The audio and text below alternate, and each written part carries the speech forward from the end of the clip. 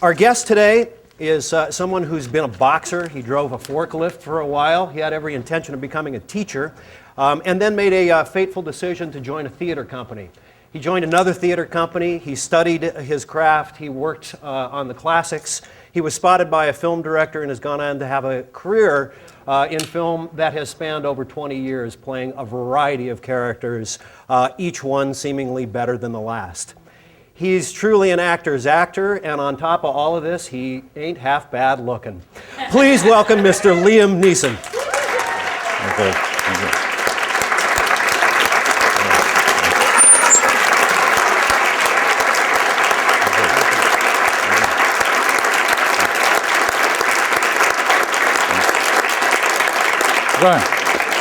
Good. We'll get right to it. Thank you. Thanks for... Yeah, let's talk about Liam Neeson for 2 hours. Right? You know, it always amazes, I think, actors in a room here who think, God, I can't imagine somebody of Liam's stature here thinking that people wouldn't want to talk about you for 2 hours. Oh, but you're very nice. You've been a pretty busy guy here with all the publicity around Kinsey. I just have to say one thing. Please. Anthony Hopkins always says we did a picture together about 20 years ago. And any time I run into him, which is seldom these days, unfortunately, I always say, "How's it going, Anthony?" And he always leans in and says, "I haven't been found out yet." It's an exact same. So far, I haven't been found out yet. So that never goes away, huh? No. Yeah. I feel I'm going to wake up some morning and my mom's going to say, "Come on, wake up, you're going to be late for school." It's like, it's all some strange dream, Yeah. Well, let's kind of go back to the beginning and talk about what life was like for you growing up and when it was that you decided you wanted to be an actor. It was school plays and the old story of fancying girls, and one girl in particular who was in the school plays, and I just wanted to get close to her, Mm-hmm. So I auditioned for this J.M. Singh play called Riders to the Sea, which is a classic Irish one-act play, and we were doing that in my secondary school, and they were doing it in the Irish language, and I don't speak Irish, but I learned it phonetically. That's how much I was in love with this girl. So we did this little play, and I hadn't really a clue what I was saying. But, well, I did actually, but anyway, and that bug got under my skin. How old were you at that point? 11. Yeah. 11 or 12. Yeah. It was, it was exhilarating. I remember doing this play in front of my, the school, which is 400 pupils, and that extraordinary feeling of absolute terror and thinking, what the hell are you doing? And yet, there was just something else that was just like, just incredibly heady feeling of, God, this is the most unbearably bearable, wonderful feeling there is, Yeah.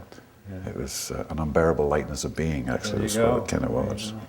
So that was... Well, it still took you some time to get yourself into formal training or theater company, and you did some other things along the way there. Yeah, finished boxing school. And all that. I was an amateur boxer for a few years, as a kid, and life revolved around school and education. Yeah. And in 1969, as you may or may not know, life in Ireland changed forever. Yeah. And there were armoured cars going up and down the streets. There were bombs going off in Belfast, and yet, myself and my sisters just kept doing what we were doing, which was going to school, doing our homeworks, doing amateur boxing, doing our little plays, and just in some weird way we were kind of cocooned from it, even though we were right in the centre of it. Did you understand what was going on? I mean, or was it? On a very gut-deep level, and a very intuitive level, yes. In a heady political way, no. Yeah. And I still can't make sense of it. And it's to my deep embarrassment, as a diplomat for Ireland, or Northern Ireland, I should say, it's still when somebody asks me, when are you guys going to stop fighting? It just, it's embarrassing at this stage after 30 years, you know. But, you know.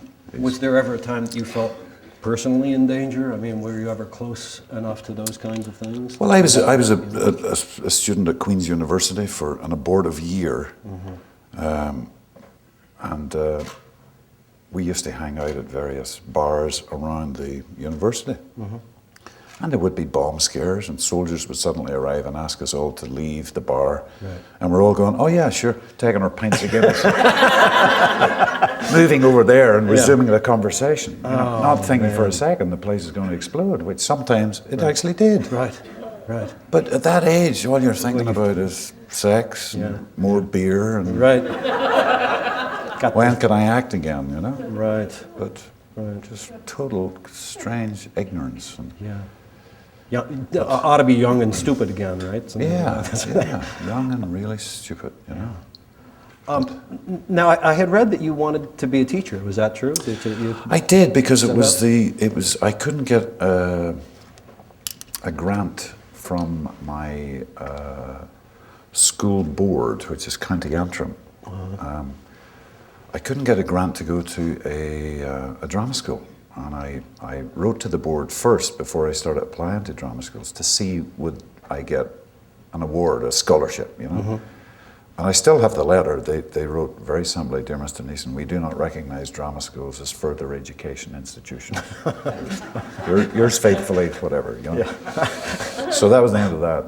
But what they would do was give me a grant to go to a teacher training college.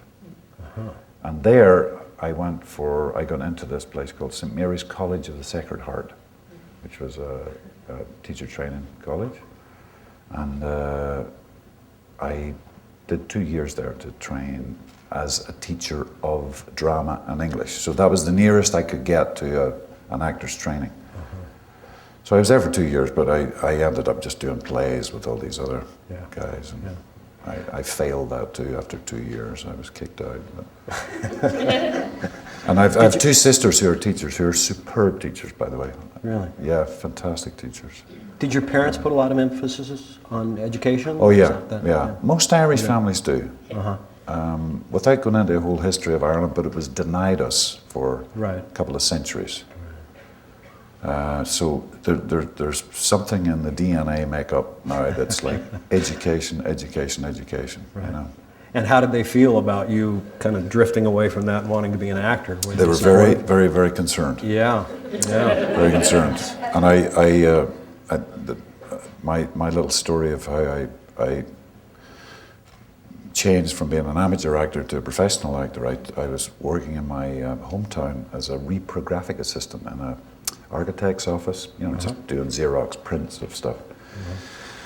And I got an audition at the Belfast Lyric Theatre, which is the only professional theatre in operation in Northern Ireland. And I had called and got this audition, and I was living at home at the time, so that day I took off work. It was a Thursday, I remember, and didn't tell my parents.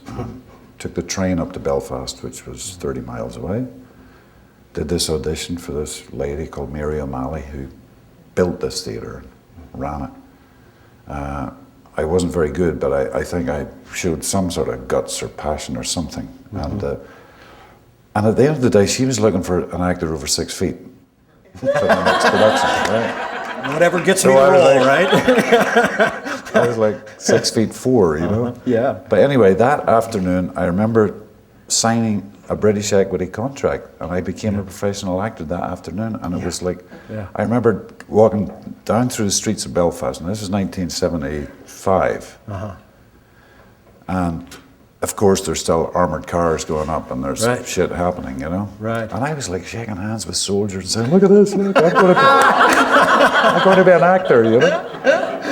So when I got off the train back home, I went into my local pub, because of course I had to show the guys how my life was going to change forever. Yeah. And by the time I staggered home, which was like 11:30 at night, now my parents were expecting me back after work at like 5:30. Let's be in Northern Ireland in 1975, which was not a happy place. And when I walked in the door, their faces were the color of your shirt. And it was like, oh, what have I done? Jesus. Yeah. And they were just like, I can't begin to even act, just the shock on their faces. That I wasn't there at 5:30, I was in at 11:30. Right. I was also quite drunk. Yeah. And I was also delirious with joy. Yeah, that contract. And by this stage, this contract is like an ancient parchment. It had been folded so many times, you know? Yeah. So they looked at that, and they didn't really speak to me for like a week afterwards. It was a shock to the system, and that was good for me too, because it gave me a week to think about What this all meant. what this could actually mean. You know? And what did you decide it meant to you at that point in time? It was just, it was like a gateway to paradise, you know, that's what it was. Yeah. And in those days at Lyric Theatre, we were doing a play every 4 weeks, so it was like, I mean, it was the greatest actors training you can get. Right. You know? So your training really was a matter of learning by doing? Yeah, Did you take absolutely. formal training as And well? with these with it? wonderful, wonderful actors Yeah. at the Lyric in those days, you know, fantastic actors and actresses, and doing plays every 4 weeks, from Shakespeare to Chekhov to the Irish canon of playwrights. It was fantastic. At that point in time, when was it that you felt maybe for the first time that you had some kind of grip on this creative process and that maybe you really could have a career doing this? Was there a turning point for it? Or did you just kind of brashly believe you could go out and do it and never Yeah, look back? it was just that youthful ignorance again of like just thinking of the next play, you know, and the next piece of work you could get, you know. Yeah. And I moved from there to Dublin, Right. which is only 120 miles away, but it's a big Years away, it's a long journey psychologically. And Yes. I was fortunate enough to join the Abbey Theatre, and I was there for a couple of seasons, and then I did a production of John Steinbeck's Of Mice and Men in the Abbey, and the Peacock, which is their little theatre below the Abbey Theatre, and John Boorman saw it, and he was casting Excalibur at the time, and I got a part in that, which was... Was that another night at the pub, showing the boys the... Oh, that was quite a few nights. Yeah. Absolutely. Did He actually come backstage and he talk did. with you? Yeah, and yeah, what was yeah. that like? And did he just offer you the part, or did you have to read? Well, he said he came to see the play, and there was a whole bunch of us met afterwards. And he said he was doing this Arthurian legend, and he wanted to use as much as possible Irish talent, you know. And of course we're just saying, wow, John Boorman, he made Point Blank, oh my God. You know, I'm standing here with John Boorman. He wants to make a movie, you know. So it was, so push came to shove, and eventually saw a script, and it was Sir Gawain. It's like, oh my gosh, and it was 12 weeks engagement, you know. And it was like, it was just extraordinary. And I was still doing plays at night, so we were shooting during the day and then dashing back to the theatre, you know.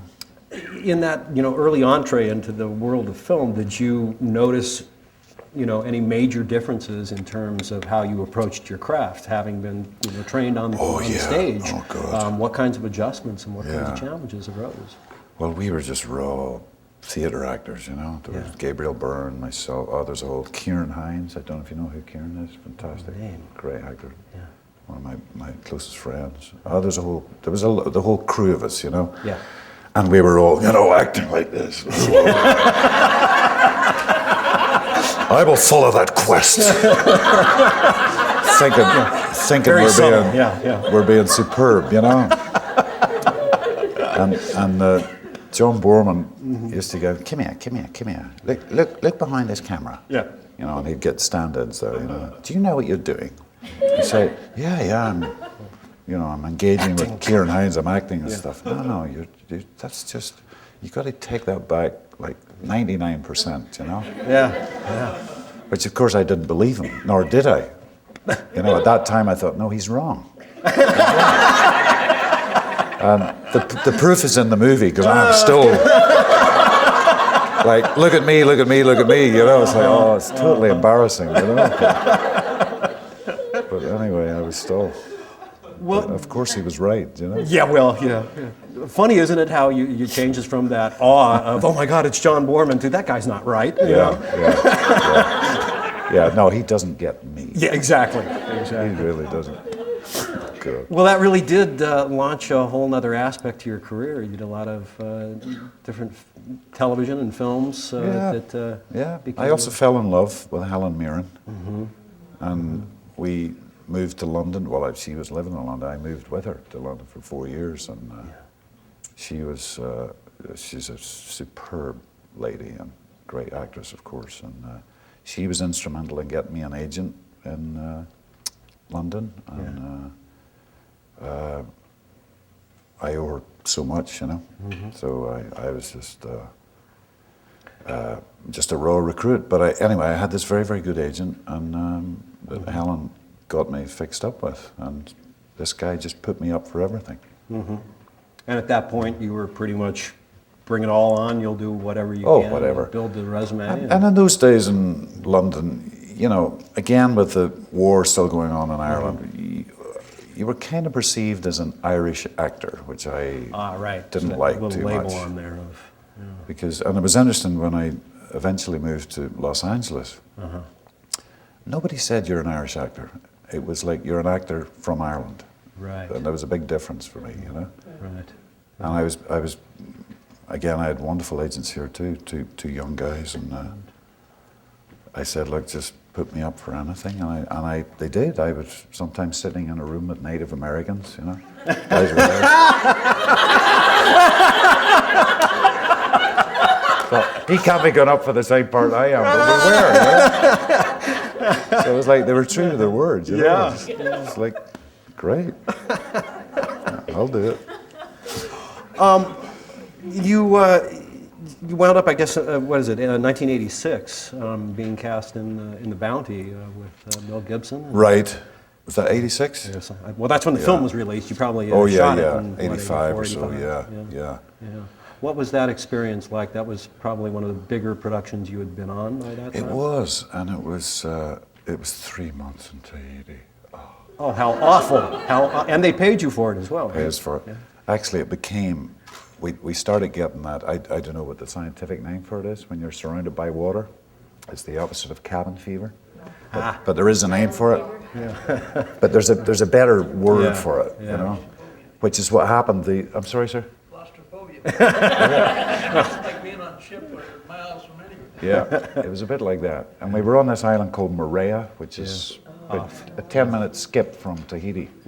And it's 40 kilometers, the perimeter all around.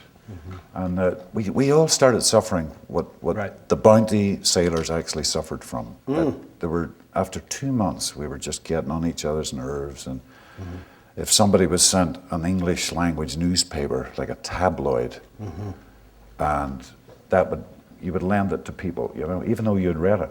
But then you'd be saying, I lent you my paper last Monday, where is it? It's like, but you read it? Yeah, I know I read it, but I want it back. Yeah. It was just all this stuff happened, you know, with all of us. We were all just getting a bit angsty, and then the film moved from there to New Zealand for 5 weeks. Wow. To do all the storm sequences and stuff. And so by the time we got back to London, we were all kind of a wee bit gibbering wrecks, you know. Needed some civilization there. But, you know, it's the chance to work with Tony Hopkins and Mel too was extraordinary. Dan Day-Lewis was in it. Laurence Olivier was in that movie. Believe it or not. I didn't have any scenes with him, but. Did you get a chance to talk with him at all? Or? With Olivier? No, I never did. And he was obviously very, very old then.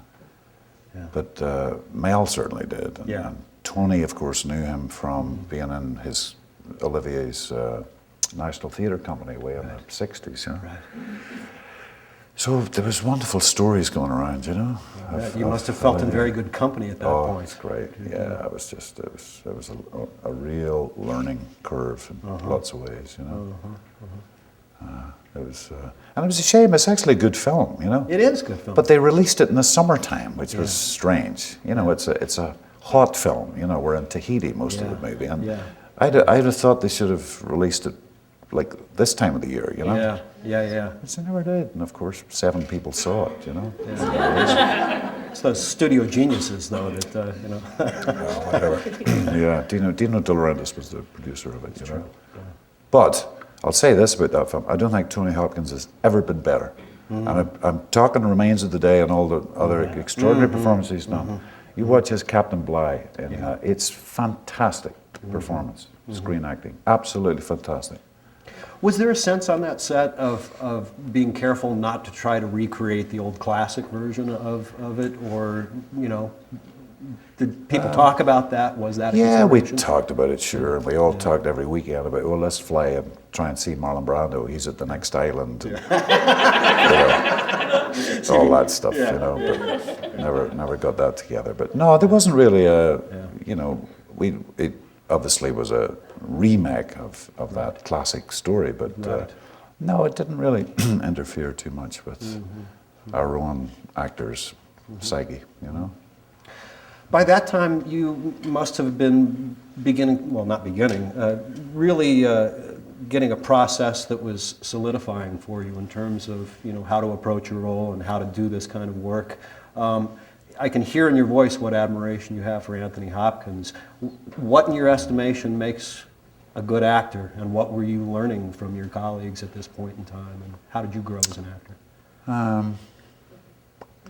What did I learn? Just, well, there's so many maxims about acting, isn't there? You know, acting's about listening, of course it is. Acting's about being in the moment, which I think that, for me, is two of the most important things, of just being in that, trying to be in that moment and try and listen to what's been said to you, you know, rather than what's my reaction going to be when he says that or she says that, you know?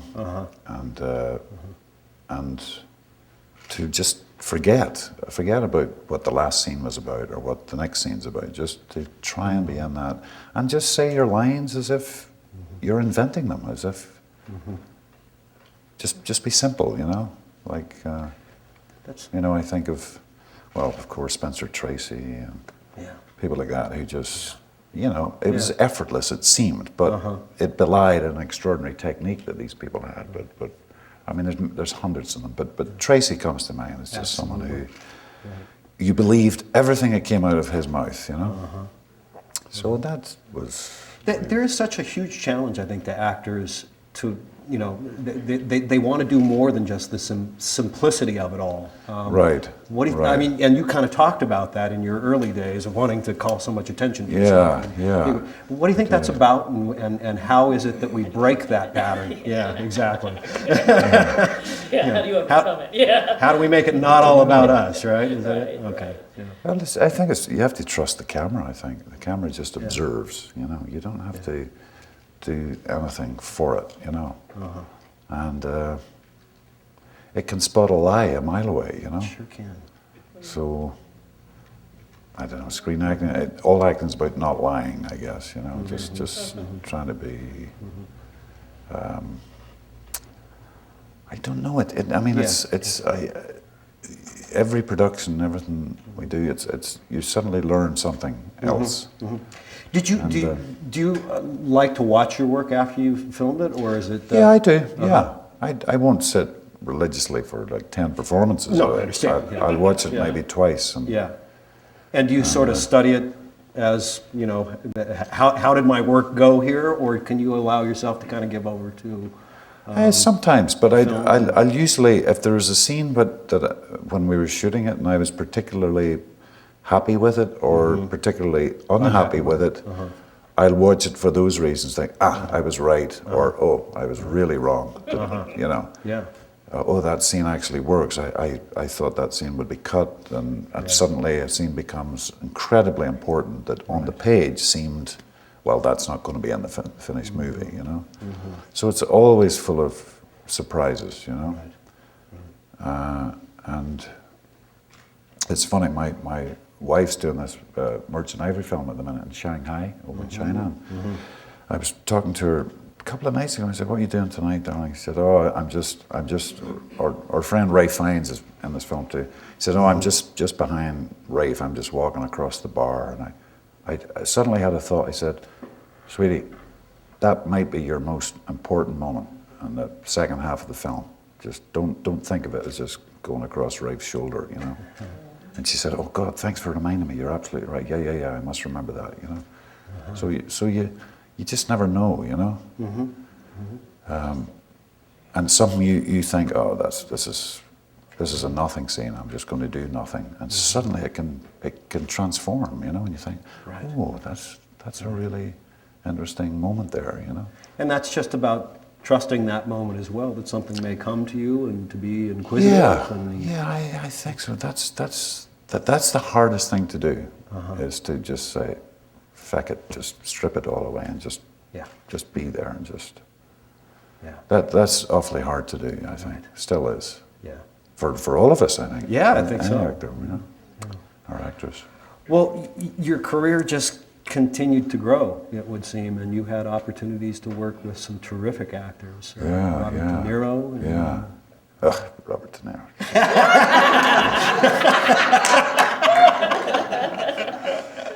Oh yeah, him. Yeah, he's okay. He was all right. Yeah.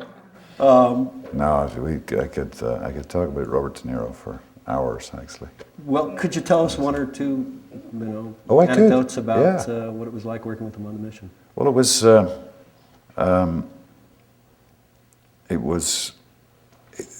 I mean, you talk about an educating curve. I mean, that was a point. We did this film called The Mission in the Jungles of Colombia, and with Jeremy Irons, Robert De Niro, Ray McAnally, God rest him, who's a wonderful Irish actor and director who directed me on stage, and I've acted with him on stage many times before this film. And suddenly there we were in the middle of a jungle working with these native Colombians, Indians. And it was just a real peeling back process of seeing these extraordinary guys who didn't have drama in their culture at all. Now, they were a river tribe. They hunted and fished in their section of Colombia. And how they were brought to be part of this film, that's another huge, huge story. But they were the real thing, you know. Bows and arrows, fishing, smoking Marlboro cigarettes, of course. but they were a real indigenous tribe. And watching these Indians learning what pretend was about was like a revelation, because they had no concept of, "Oh, I'm going to pretend I'm shooting this bow and arrow at you, or I'm very angry at you," you know. But once the penny dropped with them, they were just like, they became these extraordinary actors of communicating incredibly complex emotions, you know. And of course they did it just very simply, you know. They weren't acting. They were just, once they thought, "Oh yeah, okay, you want me to be angry, great." And it somehow released them in some way. And I used to watch, relating this to Bob De Niro, Bob used to sit for hours and just watch these guys, you know. And like, he himself was, I mean, he would never admit it. Well, he wouldn't in a room like this, he would privately. That he was just himself, just peeling away everything he had ever done before. Just coming to work each day with the canvas absolutely blank. And just reacting to these extraordinary Indians and this story. And if you see the film, I honestly, I mean, I said that about Tony Hopkins, but De Niro has rarely ever been better. It's a huge, big, epic film, and he is just so simple in that film. And because of that, he's quite profound. His performance, he totally trusts, you know.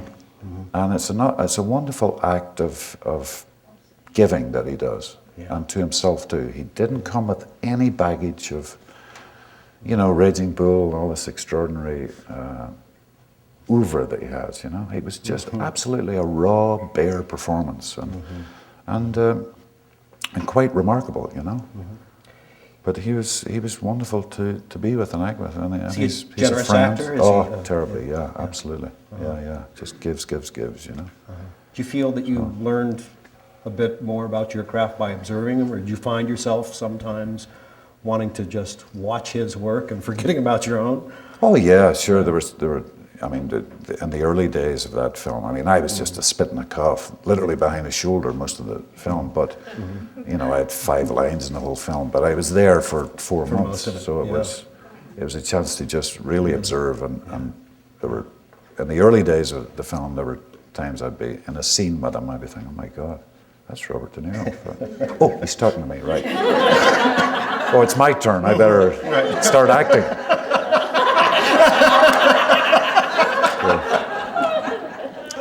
Giving it that. Yeah, right. Did you ever find yourself intimidated when you walked onto a set with somebody who you so admired, or did you just focus on the work and?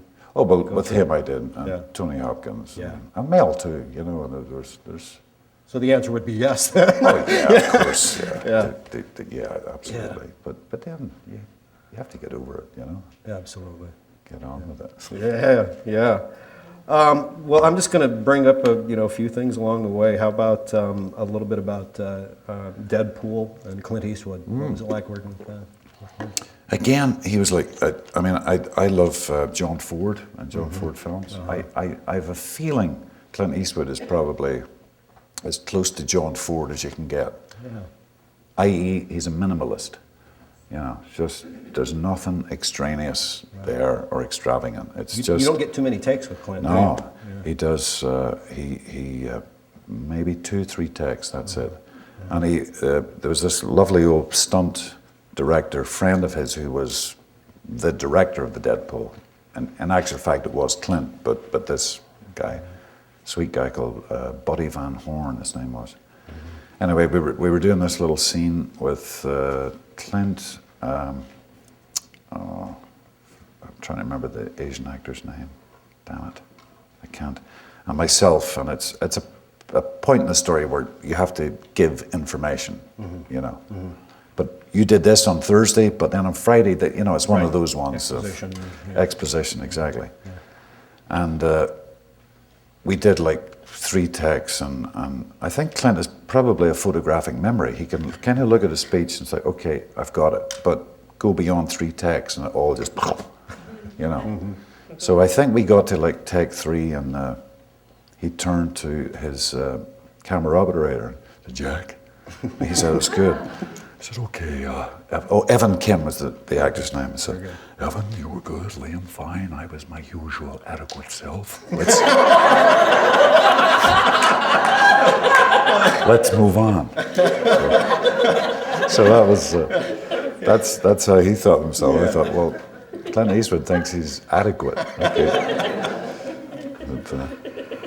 But, he was You had a chance to work with Diane Keaton next, and Ralph Bellamy and Jason Robards. yeah, right, Ralph Bellamy, yeah, Jason Robards, that's right.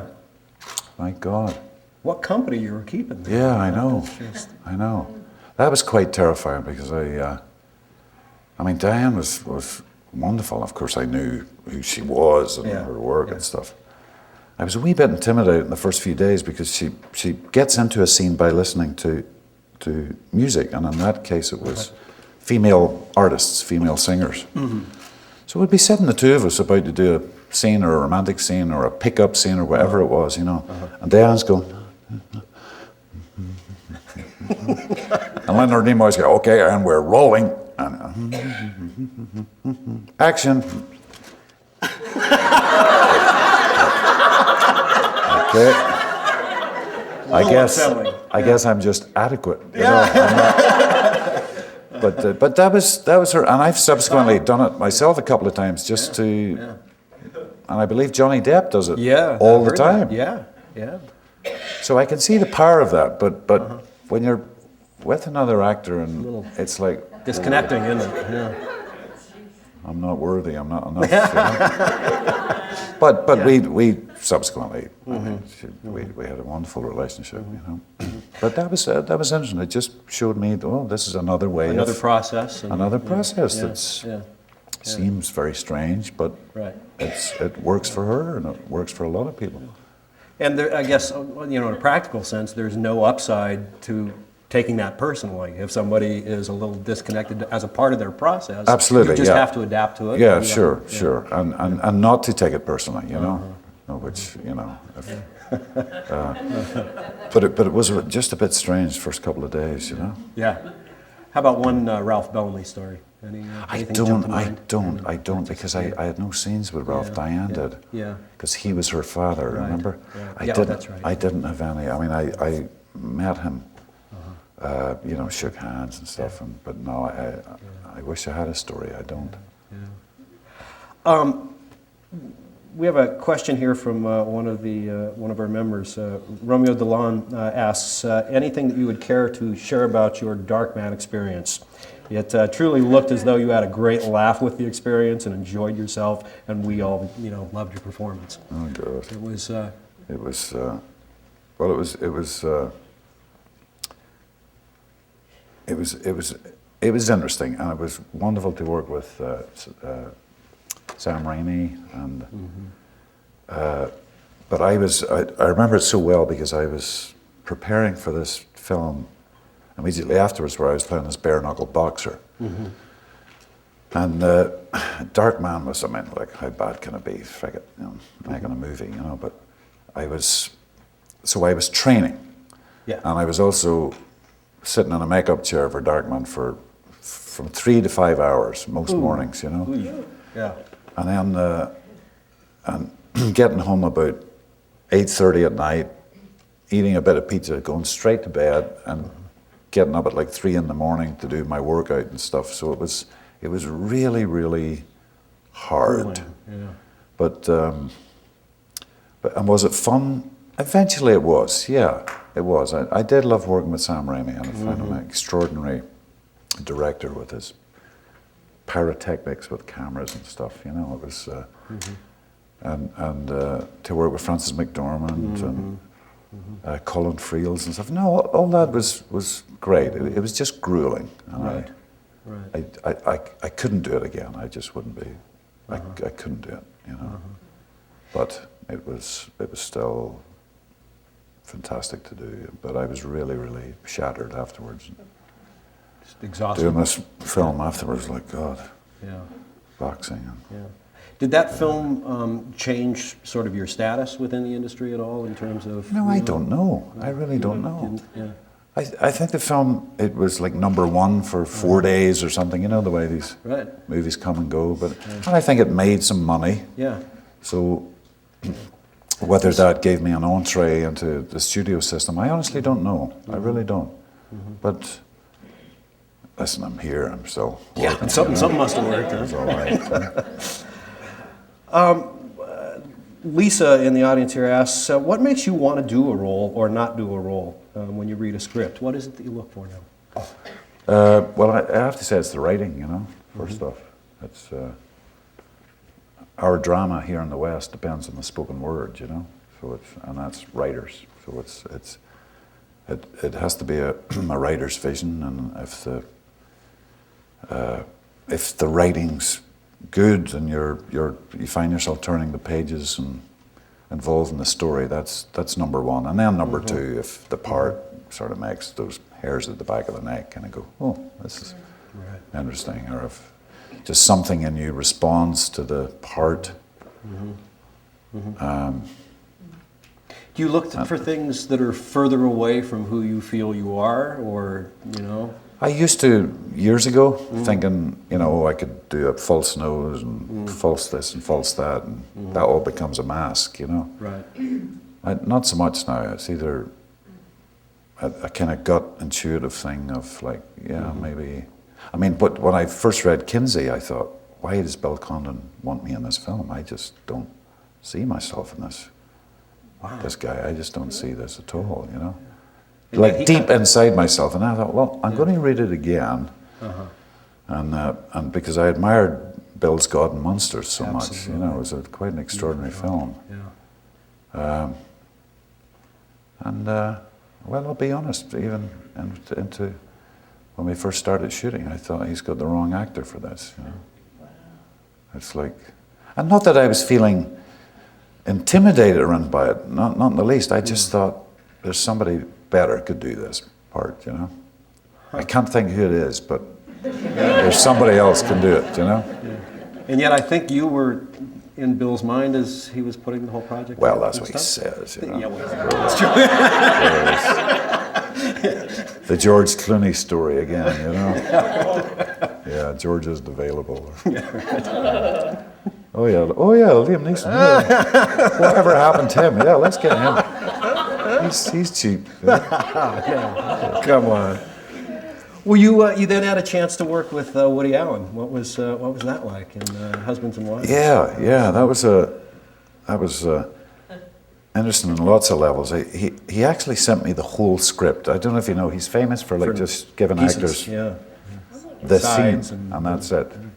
But he actually, I was doing this film in Cairo in Egypt, and he sent me the script not through agents or anything. It came and it was like Woody Allen Productions or something. This FedEx at this hotel in Cairo, you know. And one thing struck me when I read it, just how extraordinary a writer he is. Yeah. And then when push came to shove, and I met him in New York, and you know he's famous for, you know, you meet him for 2 minutes. Right. I got 6 minutes with him. Wow. You know. Wow. And he kind of sits there and looks at you and goes, well, I can't do his accent, but okay. Okay. And you're like, God, he's looking at my legs. They're too thick, or my nose is too big, or I'm too Irish, all that stuff, you know? Right. And so anyway, got the part, and on the first day, he said this extraordinary thing, I think, for a writer. He said, look, if the words don't fit in your mouth, and that's exactly what he said, just change them. Huh. I was like, God, for a writer who sweats over every, you know, comma, semicolon, what? Yeah. I thought that was an awfully, but he said, keep the gags. I had a couple of scenes that were sort of funny that are not in the movie anymore. I wonder why. But he did say, if the words don't fit, you know, change them, but keep the gags, because of course he's a comedian. He knows the gags would work, you know. But and he said, feel free to improvise and stuff. And sometimes when a director says improvise, that's like, geez, I can't write and act at the same time, you know. Yeah. But somehow with him and working with Mia Farrow, he was just, I mean, I can't rave about her enough, you know. Yeah. It became easier to improvise because she was just, again, she's that simple acting, you know, just. Does he let you rehearse a bit, or is he more of let's read the script and go shoot it, really. Here's your blocking and this is what we're doing? He kind of might say, well, with that one it was all kind of handheld. Yeah. He would say, well, you know, when you say that, I kind of need you over by the sofa when you say that line or something. So that would be about it. So find a way to get yourself up. Yeah, find a way and shoot the rehearsal. And again, maximum 3 takes, 4. Yeah. You started at 10 in the morning, you finished at 4:30, and 5-day weeks. It was like, oh, I love this, man. Yes, it was just, and what? Yeah, Woody Allen and Mia Farrow. I think then they were going through their big separation and stuff. But Mia's a good friend still. Yeah. Well, I think you had another film that year with Steve Martin, The Leap of Faith. Oh yes, right. Which was was a real hoot. I thought I liked that picture a lot. And talking about the simplicity of approach, to me, that some of your work in that was so simple and so straight ahead. Oh God, well thanks. It wasn't a terribly good experience for me, I must admit. Yeah, I found it very. Just for lots of reasons I won't go into. Yeah. But one of the highlights was Steve and I shared a house in Plainview in Texas. This huge, big monstrosity of a house, and we were like the odd couple. You know? Get up in the morning and Steve would be on his computer and he's emailing friends and he's doing stuff, and I'm like, you know, okay, it's too early for a beer, but what'll I do, you know? Yeah.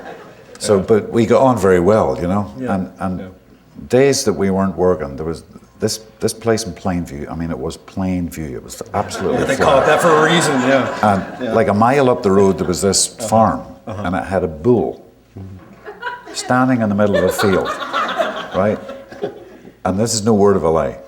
It was like something like a Beckett, you know? Yeah. So Steve would suddenly go, William, fancy a walk up to see the bull? So, let's do that, Steve. So we'd kind of walk up about a mile, and look at this bull that was just... and we'd look at it and say, Liam, let's walk back home. Good, Steve, let's do that. You know? And it was like, it was so surreal, you know? But, God, he was a funny man. Yes, you he know? is. Very bright guy, too. Yeah, well, a writer and a... Oh, you know, and and he brought me, maybe it was Amarillo it was quite a big city, and he brought me to a couple of, because you know he's a fanatic for art, you know, and very knowledgeable. Absolutely. About art and sculpture. So he brought me to a Remington exhibition there. And I thought, yeah, okay, that's a great sculpture. It's a cowboy on a horse. Yeah, sure, what, you know, it's beautiful. But then he'd sort of say, no, really look at this again. I'll tell you why he's a great artist. And he would go into describing it and the techniques he used. And I mean, it was very knowledgeable. that was that movie. It was like Yeah. it was great hanging out with Steve Martin. Absolutely. Jay Barber would like you to talk about what it was like to work with Steven Spielberg on Schindler's List. And he says, P.S. Your performance was masterful. Which it was. Thank you. How did it come about? You know, how did you... Well, I was, strangely enough, it was after Leap of Faith, and I had a real crisis of conscience in my head. I just, I was living in LA, I was working, I was, you know, having a good single man's life, let's put it that way. But for some reason, I after Leap of Faith, I just, there were things in the film I just had trouble within myself, and I'm not going to bore you with that. But I had a real crisis of thinking, gosh, I have to get out of the film business, I have to get out of LA. I just felt my emotional graph line was like that. I was like, I'm not emotionally developing anyway here at all. What were you going to do? I mean, when you had this crisis, felt what do you think you're going to do? I have to get back on stage. Ah, okay. I have to get back in the theater and you know, get the sleeves rolled up and get dirty again, you know. And so this lady called me, called Natasha Richardson, and just out of the blue, and I was like, listen, I'm doing this play at the Roundabout Theatre called Anna Christie by Eugene O'Neill, and I want you to do it, and we're hoping to get Max von Sydow. And I was like, Jesus, and I'd been in a picture with Max, and it's like, oh my God, Max von Sydow on stage, right? I'm going to do it. That's it. I said, yep, I'm going to do it.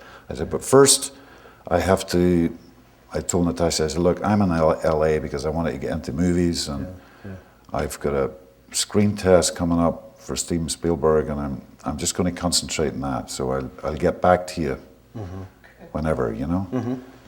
But I kind of said, yes, I want to do it. I'll be in New York at the appointed time, you know. Anyway, I had read this Schindler's List and written by Steve Zalian, and it was just truly one of the great scripts. If you ever get a chance to just read that script, I mean, and we shot the script. There's hardly a word has changed in that script. There were no yellow pages coming under the door before, you know, before the next day shoot. It was just, that was the script we shot. And of course it was like, oh shit, this is like, I would kill to play this, you know. Anyway, I met with Steven, I hired a suit from a costumer, a 40 suit, and I worked on a couple of the speeches that Schindler says in it, and it was just Steven and I, and Steven with a camera, and it became like a master class. He would like say, okay, do that speech and do it again. Of course, I'm giving it my usual stuff, you know. because I must show Steven Spielberg. He'll know that what I'm doing is the real thing. And still haven't quite learned that lesson, but then we worked for like an hour. He just kept peeling me back and back and back and back. And so after that, I thought, after that day, I remember thinking, well, if I don't get this part, I've just had the most wonderful masterclass with one of the great movie storytellers, you know? Yeah. And so I went off to New York and started rehearsing this play. And I was alive again for the first time in years, I felt. I loved doing this play with Rip Torn, Natasha Richardson. David Laveau was the director, this real wonderful, wonderful young director. And it was just great to be getting messy again with theatre, you know? And I actually, believe it or not, I'll say this in front of you all, I totally forgot about Schindler's List. It was like I had done that screen test and that was fine. I obviously hadn't heard anything. And the play opened and then one night there was a knock on the dressing room door and it was Steven Spielberg, his wife Kate, and Kate's mother. And they were at the show and were very complimentary, and it was, Kate's mum was, she had tears in her eyes. It was a big emotional scene at the end anyway. It seemed to affect her. And I kind of went to her and said, oh, come here you. And I gave her a hug, you know? Yeah. And apparently afterwards, Kate said to Steven, that's what Schindler would do. You know? So whether it was that, got me the part, I'm hoping it was the screen test, you know? But anyway, that was it. Yeah. And the experience of working on the film? Oh, it was wonderful. Yeah, it was, and I almost made the mistake. I got of course, all the as many books and stuff on the Holocaust as I could find, and of course, there's an extraordinary amount of literature on it, you know. And halfway through a couple of these books, I thought, wait a minute, I shouldn't be doing this. This is a man who is working and living through the 40s. He doesn't know the Holocaust is happening. Right. You know, he's a German, he's a Sudetenlander profiteer, he's a businessman. Right. To put all this stuff away. And I did. I thought, I'm just going to go into this and be simple, you know. Right. And so that's what I tried to do. I just tried to do each scene as it came along and not think about, you know, we're telling a very important story here. And, right. You know, it just was just trying to do each scene for what it was worth. And Steven, was remarkable because it was the first time he had never used storyboards. He always used storyboards, you know, in his movies. Huh. And it was really interesting to see him come in of a day, and there were days, for example, if we were doing a couple of scenes outside of Auschwitz, and there were trains and guys with dogs and all these hundreds of extras and dressed as Jewish victims getting off trains. I mean, just horrible, you know? And no act of the imagination, because it's there. We're actually there. Right. And it's like, fuck me, you know? And Stephen would be the same. He'd be like, and he would share his fear of like, how am I going to shoot this? Where do I start? And I loved him for sharing that vulnerability. Yeah. But once he got his first shot, he was like, I liken him to an abstract painter. Once he puts that first dab of color, he was just fired. And we all had to keep up with him, you know. He was totally inspirational. Just quite amazing. And I went to see him the other day. He's in New York at the minute shooting this picture, War of the Worlds, you know. Yeah, yeah. And I went to just say hi and have a visit with him. And he was still the same. He was sitting in his director's chair and he was making a couple of notes. And I was chatting to him, but out of the corner of his eye, he was like watching the monitor. And we'd be talking intimately about something. And I'd say, Janusz, that's, no. Put a 75 millimeter lens there. Yeah. And, you know, he's capable of multitasking. Oh, almighty. Yeah. Intimidating, you know? Yeah. Yeah. But he's a movie maker. That's what he is. He loves having a camera and just going out there and with a bunch of actors and just shooting stories. Right. And you know, of course he's this iconic figure, and he's a third of DreamWorks, and you know what I mean? It's like, when you say Spielberg now, it's synonymous with Hollywood, with movies, you know. You can go into the Kalahari Desert and say Spielberg to a bushman, and they'll go, you know, that's what he is. Yeah. But the real Steven Spielberg is a kid with a camera, you know. Yeah. So he's constantly peeling back himself. Do you know what I mean? To do that, just to tell stories with a camera. So. Did you ever ask him why he had not storyboarded this particular picture? No, I didn't ask him. Yeah. I didn't. I think I think somewhere in his artistic psyche, he thought, if I start to storyboard this is just me talking now. Yeah. It's going to get in the way in some way. Right. It's going to distance Lock me. it down. Yeah, it's going to lock it in some way, and he just wanted to be free. Interesting. And I think he was still editing Jurassic Park, the first Jurassic Park. So he was coming back at night, and through the power of telecommunications, he was on the phone to Hollywood and talking about shots with a dinosaur, you know? I mean, Wow. Classic overachiever, you know? yeah. Well, that performance garnered an Oscar nomination, a Golden Globe nomination. I know, and, unbelievable. I know. It was Life changed once again, didn't it? I mean, does that, you know, what does that do for you when you get those kinds of nominations? What did it mean to you? And it was heady. It was a heady experience, you know? Yeah. Just... did that make the demon come up of going, oh my God, I'm going to be found out again? I mean, for me, a wee bit. Oh, geez. You know? A wee bit, because I adore the film. I think it's wonderful. I think I'm okay in it. I don't think I'm that hot. No, seriously, I'm not saying that to fishing for compliments. I'm really not. No, I know that. I think, yeah, I was okay. I could have done those scenes over again and maybe done them better. You know, that's the trouble when you make a film. Right. The last day you finish shooting, you want to start all over again. Right. You know. Right. Because oh shit, now I know what to do. You know. Is that one of the things you appreciate about stage work? Is that opportunity to keep the role evolving? You get to explore do it every night, twice on Wednesdays, twice on Saturdays, and Sunday afternoon. Yeah. Oh, that's the great thing, and you're in control. Yeah. From 8 o'clock till 10:30, Yeah. you kind of guide the ship, you know. And if you mess up, then you get to do it the next night, you know.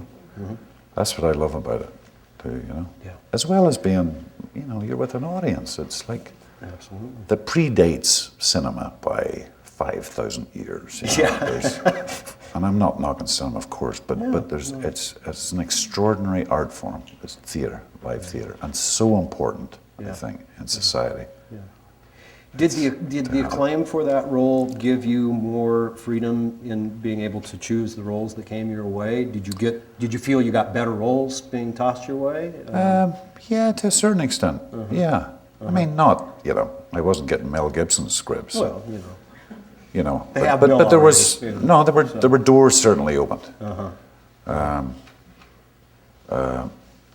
Yeah, I mean, you know, there weren't floods of offers or anything like that. You know, I think that's always a myth when you think there's floods of offers. It doesn't really happen, you know. But yeah, there was a, you know, I had a little bit of cachet, which was great, you know.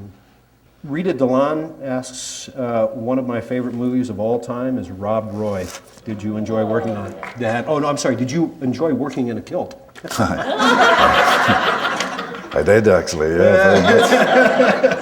It's a very, very cool item of clothing. Yeah. I mean, cool, I don't mean in the hip sense, but it's... breezy as well, yeah. There's a circulation thing happening that's kind of nice, yeah? It was and it's funny, Michael Caton Jones, the director, he was, I'm staying at the Four Seasons Hotel. I ran into Michael the other night.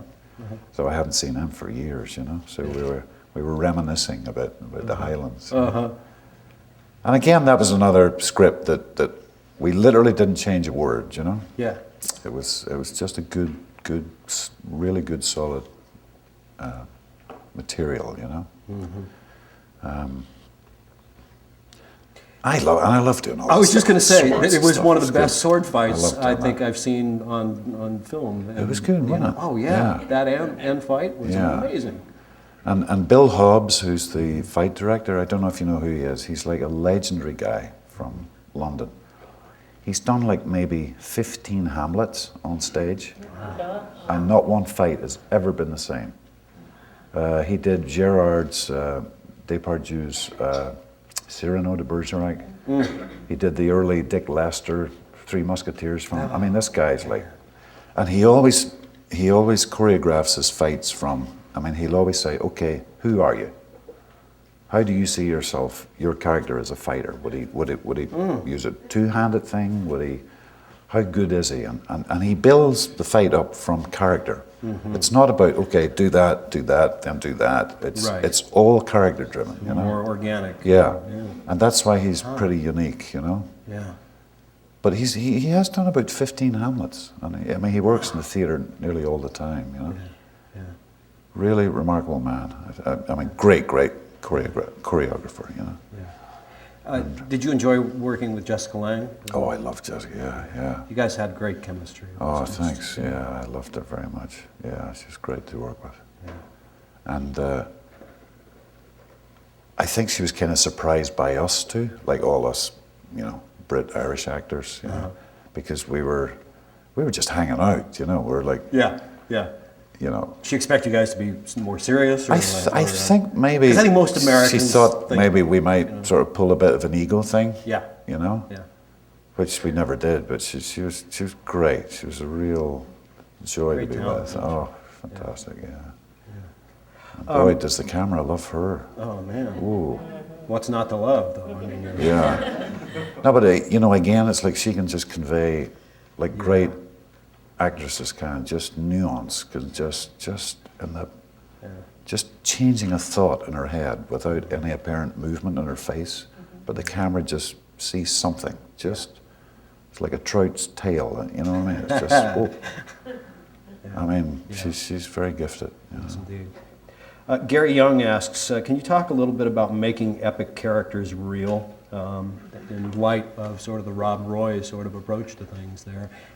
Is there a difference when you approach that kind of a role as opposed to somebody that's more contemporary and sort of just an ordinary guy? God. Do you try to keep away from going, you know, gosh, I'm doing an epic role here? And, Oh yeah, you have to do that. Yeah, you have to do that, and trust that you're cast in it because you are enough. Whatever your aura is enough for this part. Otherwise, they wouldn't have cast you. Do you know what I mean? So sometimes it's hard to get into that and just say, "Oh, feck it." Just trust that you look all right, and your sword looks all right, and you've got a good costume, and just don't try and you know, add to it. Yeah, you know? yeah. Like, again, we're talking about the same thing. It's just all the time. It's all the time just checking yourself, Yeah. pulling back. And, Right. but epics, I don't know what. I mean, it's all done for you. You know, you work with these extraordinary production designers. Like, I mean, Gangs of New York, for example. The production design of that on this Cinecittà Studios, I mean, you don't have it anymore. We had like 10 blocks of a set. You were actually walking into downtown New York in 1863, you know? Yeah. And in the background, they had like 2 sailing ships, one of which moved on a, you know, it's like, a rig or so you don't have to do anything. It's all there, you know what I mean? Yeah. I mean, remarkable. Well, could you talk a little, there's several questions in here where people just want to know a bit more about your process, and I'm sure it's different on every role, but when you approach a role, what do you do? How do you begin to work on it? Well, I'm going to be arty-farty for a second and say I try and find the voice, the right voice for it. And if that involves a slight accent or not, that's one element of it. But just to find a timbre of the voice that's right. And do you just get up with the script and start putting it Yeah, out just there start, and- get the kids off to school and get in the shower and start going, and just start I try and learn some of the lines and just mess about with them, you know. And somewhere along the line, usually just some little penny drops and I can't even say what it is. I think, oh, that was interesting. Why did that work suddenly? I think, okay, I like those shoes. I'm standing all right. What am I wearing today? That shirt. Okay, I'm wearing a jacket. Maybe that's informing this little moment I've had, you know. So it sounds arty-farty, but it kind of sounds like an exploration, is what it sounds starts somewhere like from there, you know. Yeah. And if it is a period piece, and I've done quite a few of those, then I try and get as soon as possible together with the costume designer to see what, you know, for example, if it's a kilt, I'm not going to sit like this, you know. You have to, there are certain costumes, you have to keep your back straight. You just have to, you know. Otherwise, you look silly. You can't sit in a suit of armor like this. You know? Right. You can't. Yeah, wouldn't do So it. that informs, you know, it's all just piecing together bits of information, you know. And again, I'm just thinking of Gangs of New York. I mean, I was only in the film for a spit and a cough, but I had this wonderful big black coat, like a big frock coat, and it had sort of leather bits here. And we have an item of clothing over in Ireland, Britain, called a donkey jacket. It's kind of labourers wear them. They're like just, you know, it's black cloth, but it has plasticky stuff here in case you're carrying bricks and stuff. You know, it's called a donkey jacket. But anyway, the costume designer had put this leathery stuff here, and it just reminded me of an Irish labourer's donkey jacket. I thought, wow, that's actually inspired what she's done, because that's what I am. I'm an Irish labourer, so I kind of played the part as an Irish labourer, and even though I'm carrying this cross with a sword in it, it's like it's my tool of the trade. So you know, just putting information together, and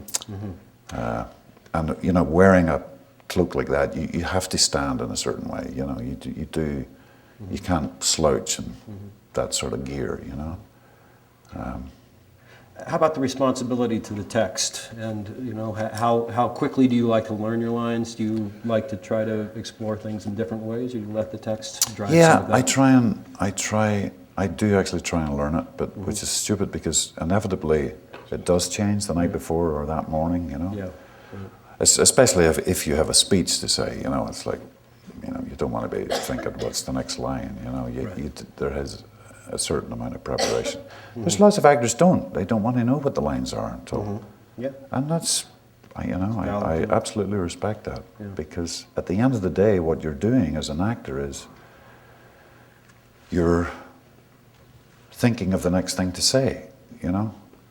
I mean, that's what Brando did. He made an art form out of it. People said, oh, he was a lazy bastard because he didn't learn lines, but it's not true. He had an earpiece and someone was feeding him lines, but that's what you do in life. I mean, for example, I've been talking now for a minute. So if we were to write all that down, it looks like a speech. I don't know I'm going to make a speech, and I'm still talking. Do you know what I mean? Right. So as the thoughts come to you, you're talking. Yeah. But you look at the script and I say, oh my God, that's a page and a half. Ooh. How am I going to learn that? So it's like, and that's what Brando was magnificent at. You know, you just didn't know what he was going to say next, and nor did he. Right. But that's life, isn't it? It keeps you in the moment. Yeah. You know? Totally. Yeah. I mean, he was. Well, I wonder if we could. You know, this is going back in time a little bit, but I just thought of it. When you had to audition, and I assume that you don't often have to audition any longer. Oh, I do, absolutely. Yeah. You still do? Oh, yeah. Yeah. No, I think listen, it's a process that's I don't think should ever stop. Huh. I really don't. And I'll tell you, that's the trouble with a lot of movies. Because they put stars or people together, and all the producers are going, oh, I hope this works, I hope this works. Instead of, you know, someone putting them together and see if it works. Get together, turn on one of those things and see if there's any chemistry. Yeah. And if there isn't, say, you know, something, no hard feelings. You're a great actor, you're great actors, but you know something, it's not working. Right. It's not working. and we're about to put $70 million into this. Yeah. I think that should happen.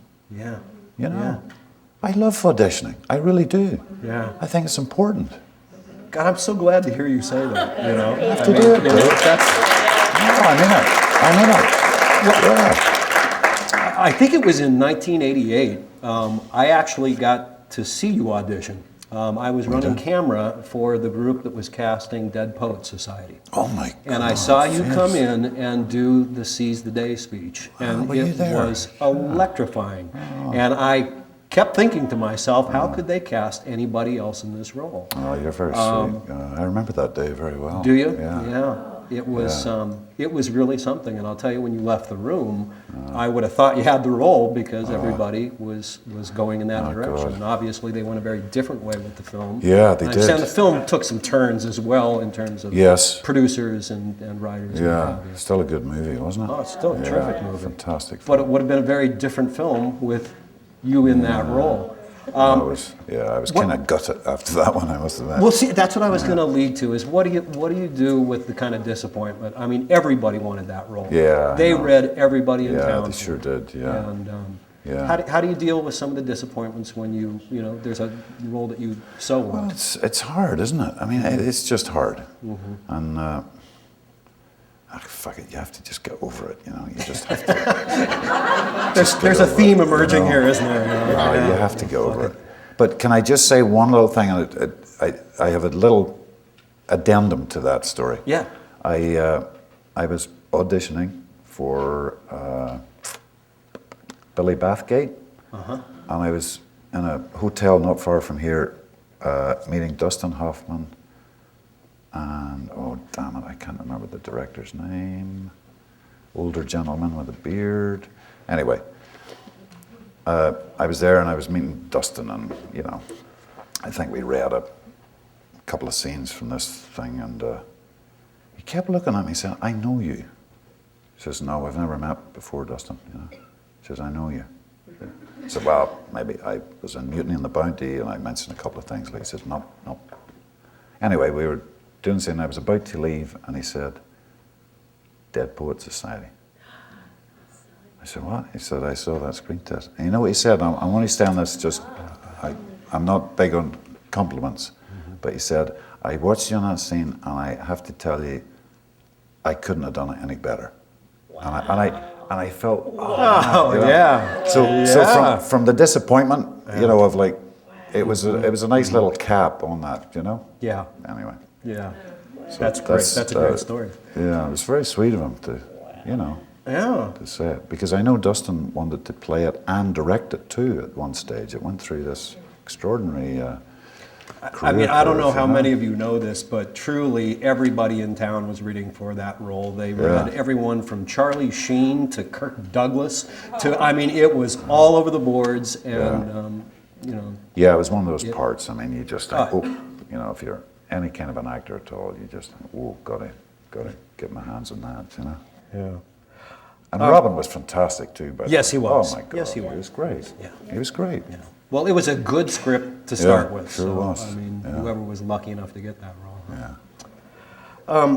Feline Campbell asks, when you're on a set and the director is giving bad direction and the crew is all wrapped up in whatever they're wrapped up with, in other words, there's so much going on all around you, how do you stay focused on your objectives? What do you do if you're getting, you know, direction that just doesn't feel right, but you're going to have to do it because... Well, sometimes you have to do that, but you know, you're an actor and you have to kind of make it work. Mm-hmm. And there are various reasons, technical reasons. A director will say, look, I need you to be sitting here because I'm going to fly an aircraft over this way and you've got to be sitting in that chair. Mm-hmm. And it may feel totally wrong, and you know, but you have to do it. You have to kind of make it work. Mm-hmm. And you just, sometimes it's like putting a round pin in a square peg or something, but you have to kind of do it. Do you ever take what the director says and, you know, either do it his way and then ask for another take? Yes, or, I'll always try and do that, yeah.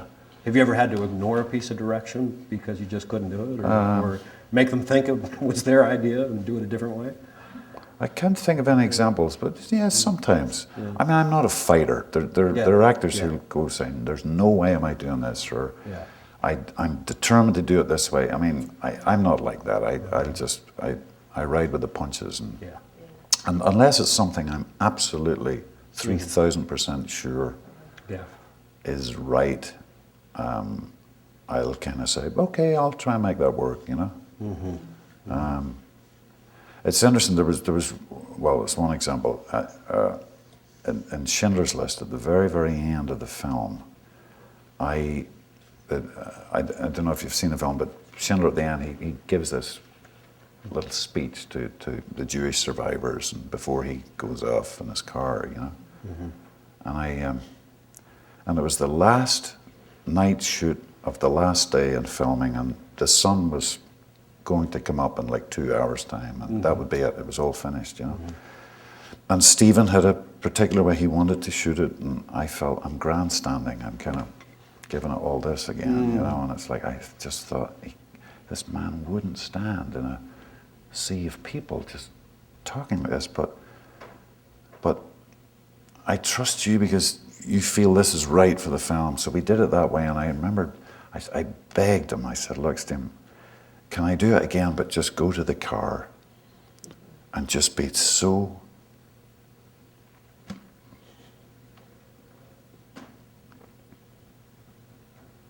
excuse me.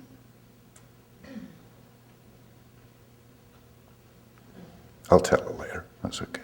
Oh, take your time. Yeah, absolutely. No, it was just anyway,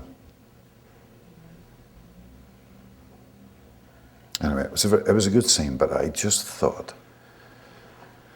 after all that this character's been through, he should be so embarrassed in these people's company as a German that he would be holding the outside of the car in some way, just so scared of looking at their faces instead of what we shot. Now, listen, it works fantastically, of course it does, but and you know, the sun came up and Stephen said, I can't do it. I cannot do it. The film's over. It's over. And we both cried, you know. Yeah. But it was, I just regret, just for my own, just not having done that, you know. Yeah. And I'm not saying it would have been right at all, but it was. And I know if we'd had another half hour of darkness, Stephen would absolutely have accommodated it, you know, and would have been the first to say, you know, something that could really, really work, or could have said, you know, nice try, but nice. It doesn't. I need it a bit bigger, you know. Anyway, I'm sorry. No, please. I mean, you know, to see that kind of passion, you know, the artistic. Sensibility that you're wrestling with is a beautiful thing. No, it just when you were asking me about examples, and it just came to me. I just remembered it. You know, but so it was being in the moment.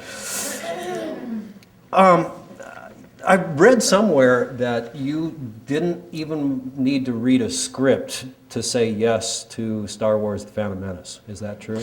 It was actually. Yeah, I was. Had you been a fan of the Star Wars epics? Yeah, the first one especially. I remember I was in the theatre in Belfast and seeing that in 1976, 1977 maybe. And literally there were bombs going off outside, literally. And this cinema in Belfast was absolutely packed. And of course there were explosions going off on the screen. Right, you know? right. And the audience was, you know, from 6-year-olds up to 80-year-olds just watching this extraordinary movie. Yeah. And I've never forgotten that experience. And I told George when I eventually got to meet him, you know.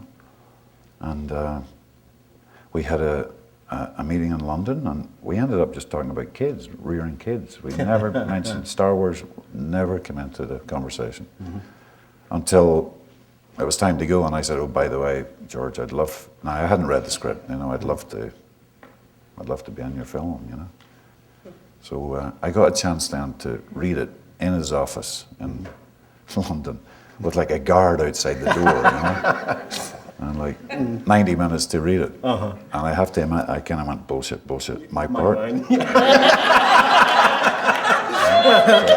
Okay, I go all the way through this, and there's a couple of sword fights. And I thought, okay, I'll do that. Yeah. How is Lucas to work with as a director? What's he like? I liked him a lot. I mean, his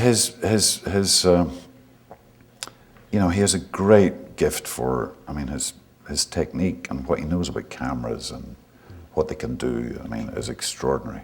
And, but George, I don't mean but, he's the sort of director who'll say, speak faster. Or slow down a bit there, you know, that's it. Right. And that's cool. That's so not all a right. real actors-directors per se. Not in that way, but he's... But he knows what he wants. knows what the arc of Right. what he wants is, you know. He's very storyboarded, isn't he? Very, very much, especially with that. Yeah. And that was another discipline because you know, we were all acting in front of blue screens, and reacting to things that, you know. Do you find that particularly difficult or challenging, or is that it was just that was and I loved it. I loved the experience. I mean. Does the film work in a Star Wars sense? I guess it does. I just felt the characters in The Phantom Menace, the flesh and blood characters, weren't as vital as they were when, you know, in the first one, Harrison and Carrie did, you know. We were kind of wooden, and I just wish that all of us had a lot more energy, you know. We were all a wee bit on the back foot, you know. It must have been kind of a challenge just coming back at, you know, the Star Wars epic here, because it had already been established with the original trilogy, and then to have to go back and do the prequel to the whole thing. But that's what George had planned. Yeah, I know, but it's a tall order, because 20 years ago. In the minds of everybody, they've got a certain style and energy. Sure, and that's true. Yeah, you know. But listen, there's no bigger kick than doing the Jay Leno show, cruising down Hollywood in your car, watching like a mile of people with lightsabers and waiting for the movie theater to open. I mean, it's like, life's pretty good, you know. Yes, indeed. Yes, indeed. That's all right. Let's see here. Cameron Bowen asks, how did you like acting with the kid who played your son Sam? His name is Thomas Lange in Love Actually. Yeah, Thomas Sangster. He was very good boy, really good little actor. Yeah. And again, it's that thing of like, you know, simplicity. You speak to him and he looks you right in the eye and he's listening to what you're saying, and every take he alters, you know, depending on what you're doing. Right. He was a real teacher. He was a terribly good kid. And hopefully you hear a lot more of him, you know. And really simple boy, you know. His parents are, you know, solid working class people. He goes to a comprehensive school in London, and it's no big thing, you know. Which is they're not making the healthiest way. Yeah, for a kid. absolutely, yeah, because that must be hard, you know.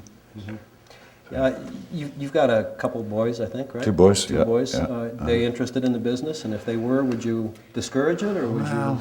You know, something that's interesting, because my eldest boy, Michael, who's 9, he'll sometimes do a funny accent, and my wife and I'll look at each other. What do we think, you know? Yeah, right. Yeah. Not that doing an accent is necessarily a prerequisite for an acting career, but could show an aptitude. I don't know. I don't know. I've brought them on sets, and my wife has to. You know, they've seen stuff, you know, and we always try and tell them, you know, that when they're on a set, like, everybody's equally important. You know, the rigger, that guy doing this, it's all part of this extraordinary team, which it is. Of course it is. It's an amazing team, and that it's a job and that it's special. Of course it is, but it's no more important than, you know, that guy up a telegraph pole fixing something on the street. But it's interesting. My son said to me a few months ago, God, it really got to me. I just have a policy when I'm out with them on the streets, you know, and sometimes somebody will come up and ask for an autograph, and I always very politely say, no, I'm with my family, but I'll shake your hand, or something like that. Right. And move on, you know. Right. And my youngest boy, Danny, he gets terribly, terribly shy when there's cameras and stuff. He gets really, really, so I'm very aware of that, you know. And so we were in a restaurant one day, and some very sweet people come up, and I did my courteous dismissal again, you know. So I'm sorry, I don't, you know. And we were resuming our meal, and I said to him, how do you feel about that, guys? I said, do you know why I'm not signing? I said, because it's disrespectful to you. People come up and they don't even look at you. They don't, Yep.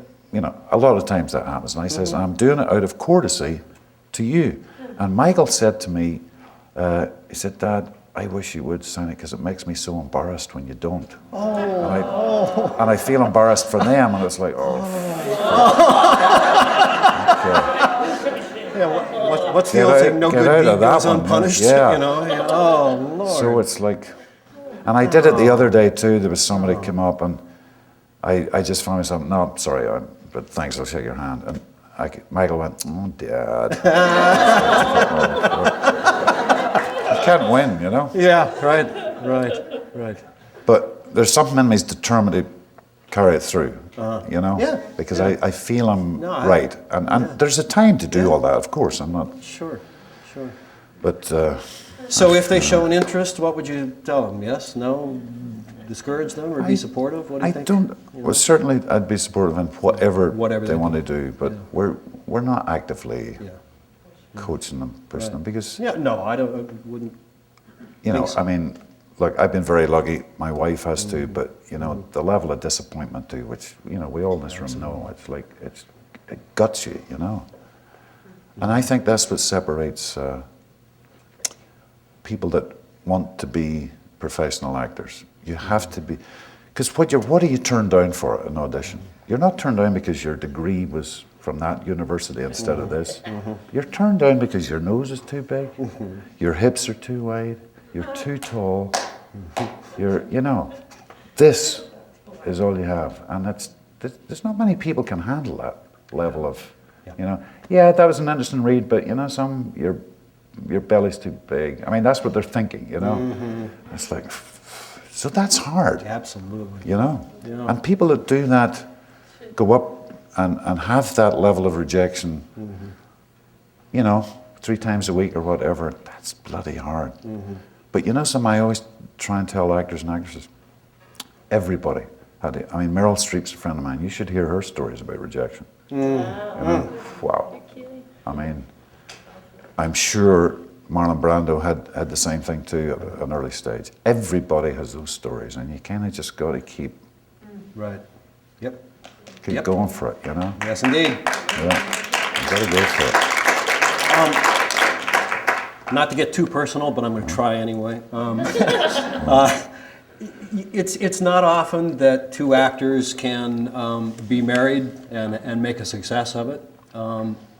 Any words of advice? Because I'm sure this room probably divides almost 50-50 of the people who swear they'll never date anybody in the profession ever again, and those who say they'll only date those people. So, what challenges have you faced, and are there kind of ground rules that you set to say we're going to keep that separate from this, or how does it work? Well, I don't know what the answer is other than, I mean, I'm married to a remarkable woman, you know.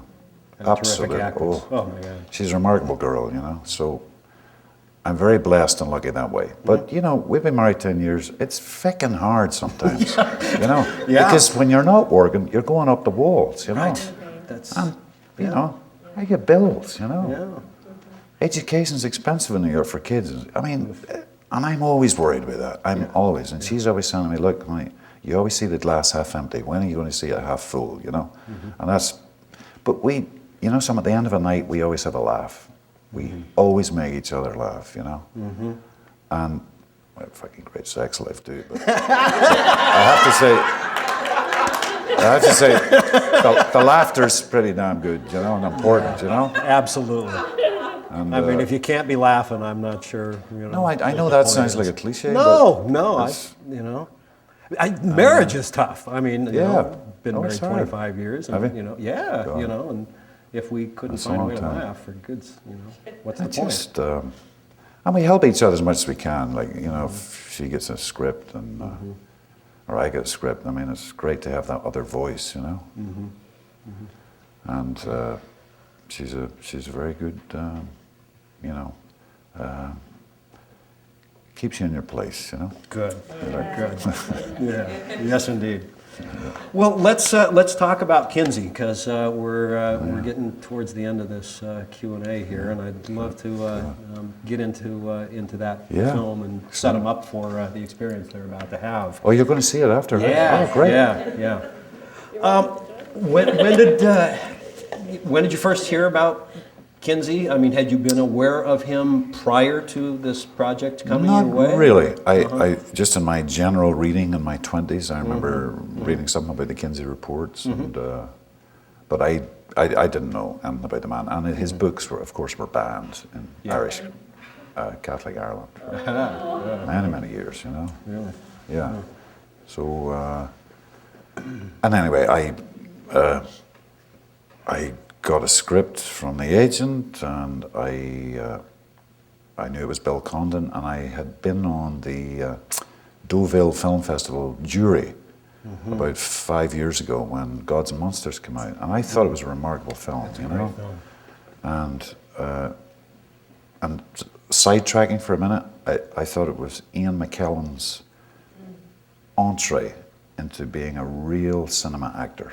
I thought his film was, his performance was like gossamer thin. It was just, you know, and he's a profound, I don't know if you've ever seen him on stage. He's like one of the great classical actors. I mean, Chekhov, Shakespeare, Ibsen, he's breathtakingly brilliant. But always on screen, I always thought he was a bit of all that, you know. But in that performance, it was his breakthrough, you know. Anyway, so I was a big champion of that film in the jury room. I thought it was quite revelatory, you know. And I'd never seen anything like it before. And it was shot in something like 35 days, you know, with a budget of, I don't know, $5 million or something, you know. So I read the Kinsey script, and I think I told you, I thought, God, I can't see myself in this part, but the script was wonderful, really. Why not? Wonderful. I mean, why couldn't you see yourself in this part? What?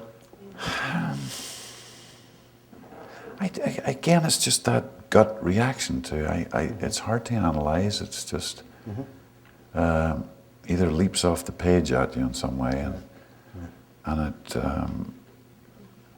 it didn't with that, and it wasn't because I admired it so much. I admired the story, and the screenplay was superb. But then when I sat down with Bill, I had a meeting with Bill, and he was concerned too, because I'm talking the way I'm talking. You know, I'm Irish. I'm from a town outside Belfast. You know, but I'm pretty comfortable with accents. So, but I think Bill was concerned too, because. And quite rightly, you know. But we chatted, and the more we chatted, I thought, well, this is a special man and a pretty special artist. And he after the meeting, I called my agent and said, does Bill Condon, what did he think? He said, he really likes you. They actually want you to do this, you know. So I was kind of overjoyed at that leap of faith that they were making. I thought, well, I'm going to make the leap of faith and say, yes, okay, I'd love to do this, you know. But very scared of it.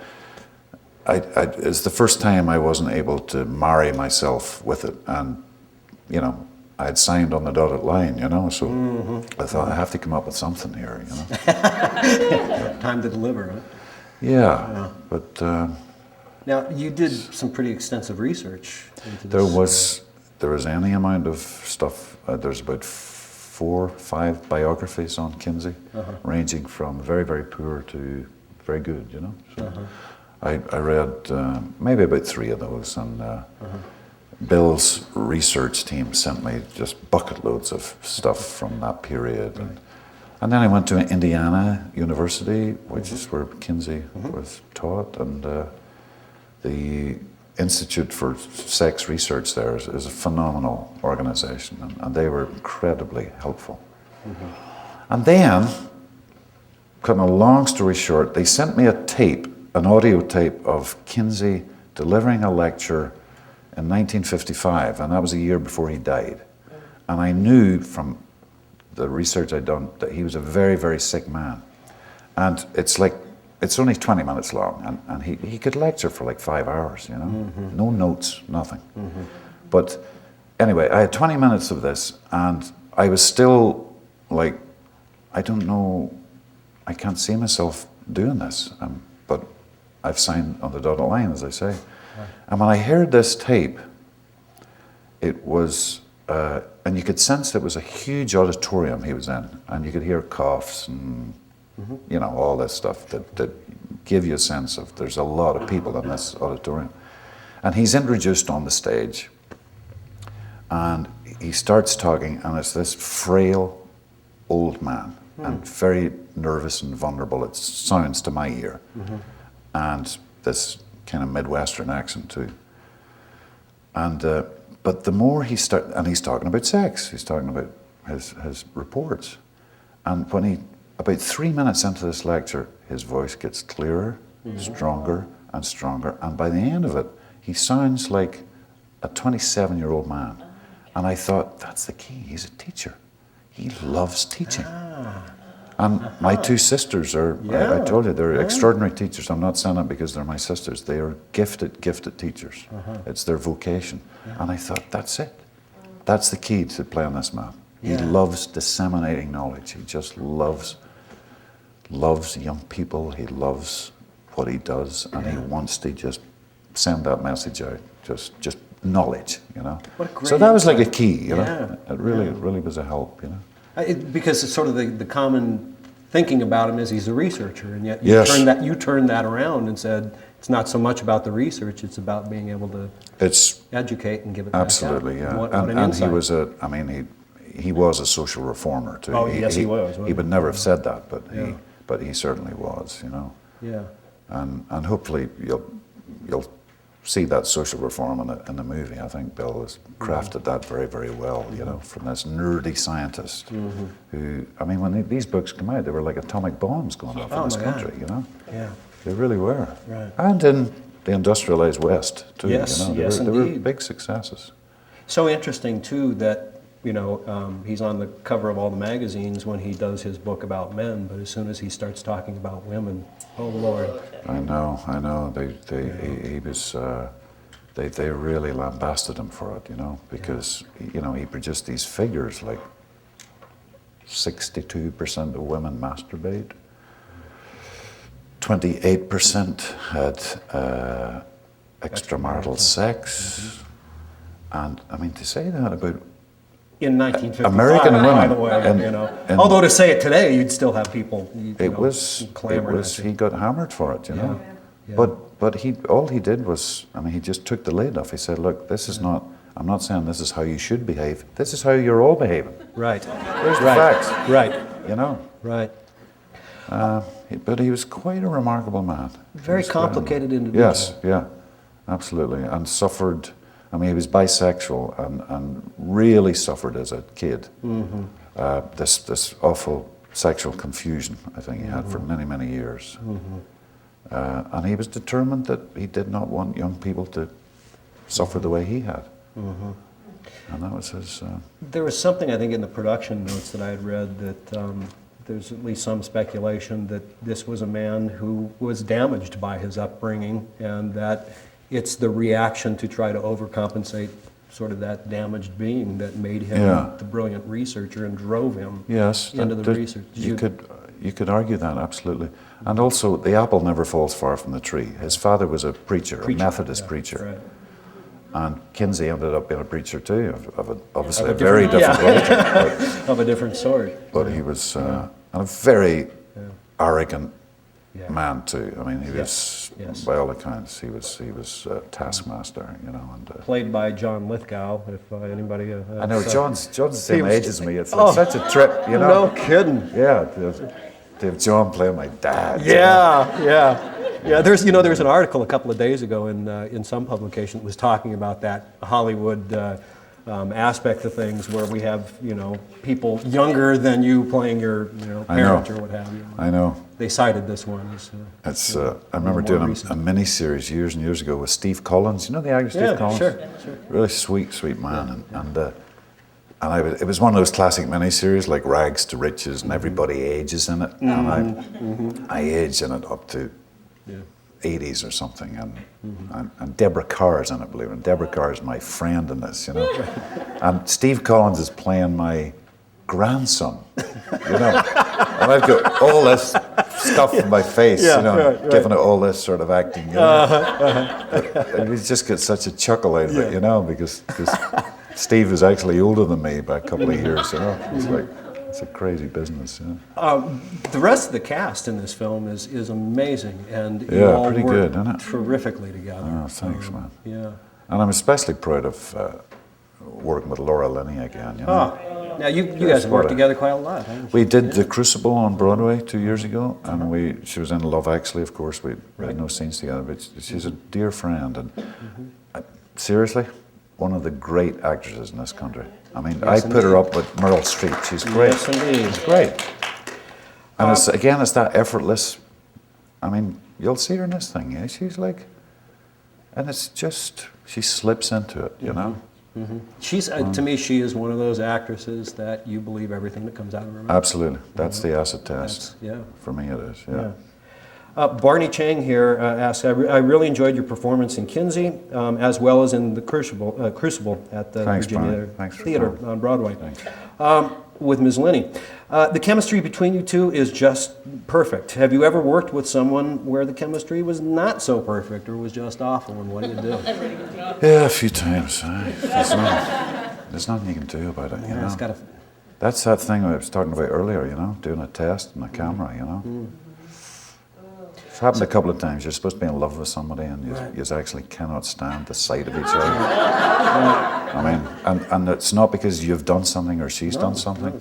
It's just chemistry, And it's Some hard. people talk about endowing another person with traits or something, and do you ever any what do you tricks mean, of the trade? Well, looking at somebody that you can't stand, but finding one thing about them that you think is perfect. Oh, I see. Don't like them, but best nose I've ever seen in my life. Yeah, he's going, I don't think that's going to do it. Yeah. No, that's interesting. Never really. I wish I'd known that earlier.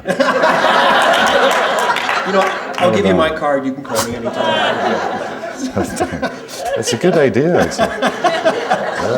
Well, let me ask you something else along the same lines. Well, sort of. You had some love scenes in there with Peter Sarsgaard. Oh yeah. Yeah. What were the challenges there? I mean, how did you deal with that? Well, let's get down with it. Come on, folks. Yeah.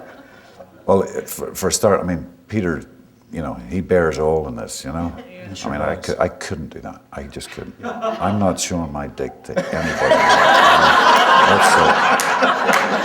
And Peter just, he's... Let's go. No, he was terribly good.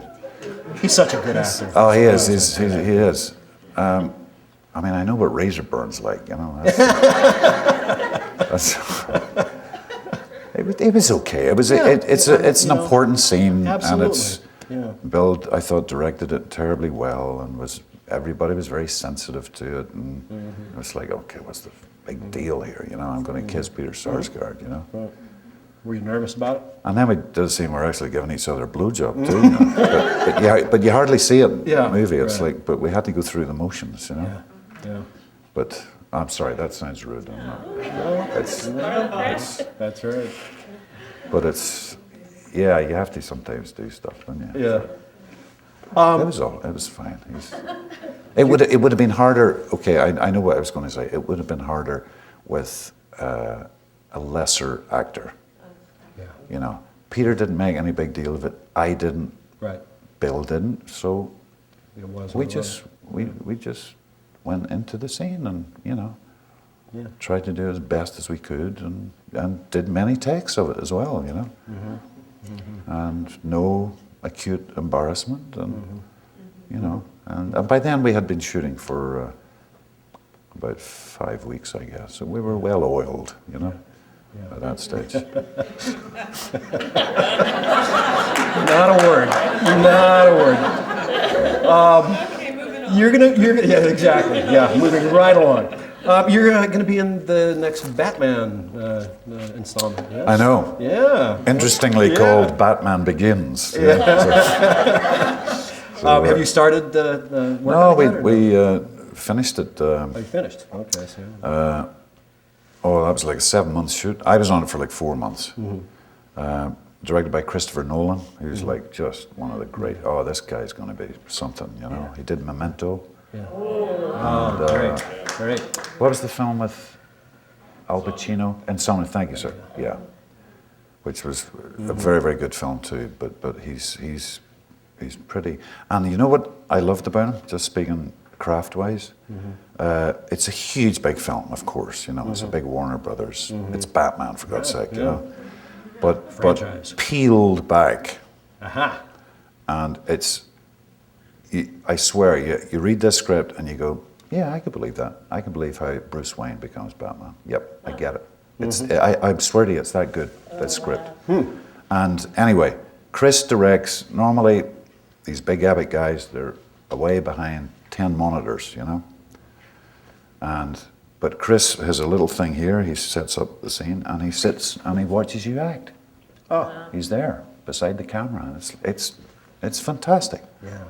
You know, because a lot of directors don't do that anymore. You know, they're all in tents watching monitors and stuff. You know. Yeah. Right. So it was kind of daunting a bit to have a director just watching, looking in your eyes. You know.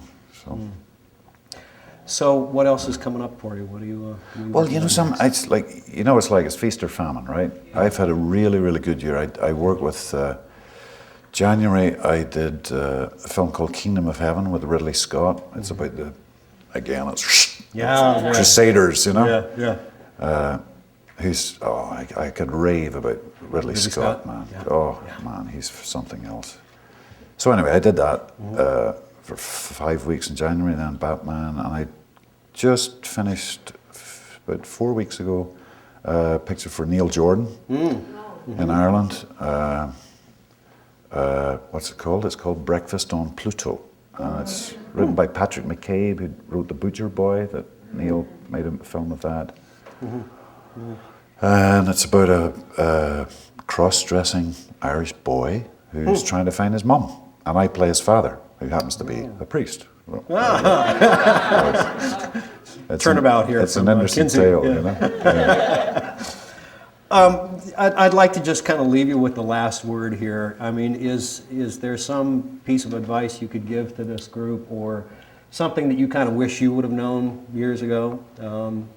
Anything that, I don't know, encapsulates what this life as an actor is about and what the career is?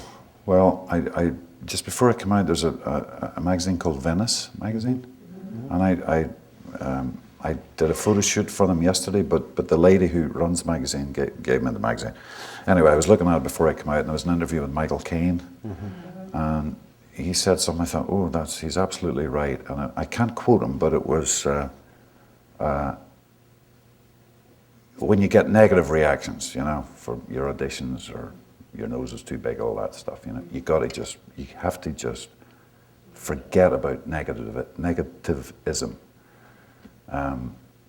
It was words to that effect, and I thought, yeah, he's absolutely right. You just got to keep. You have to develop a hard skin for that, and you at the same time keep your own sensitivity as an artist, as an actor, as an actress, or writer. You know, that's hard. But I think it's that. Yeah, it's like, you know, something. Actors are so fucking important in this world. I really believe that. I used to think, oh my God, it's a bit glamour, it's a bit this, we're so lucky. But you know something? We're profoundly important. I really believe that in this society, in the world, and especially in the world as it is at the moment. To be able to have the power to tell stories and remind people about certain ethics and pillars of wisdom and truth that actors and writers and directors convey You know, we've got to kind of stick to that, you know. So I'm honored to be with you, and I'm honored you've come to hear my bullshit, but thank you very much. Thank you so much.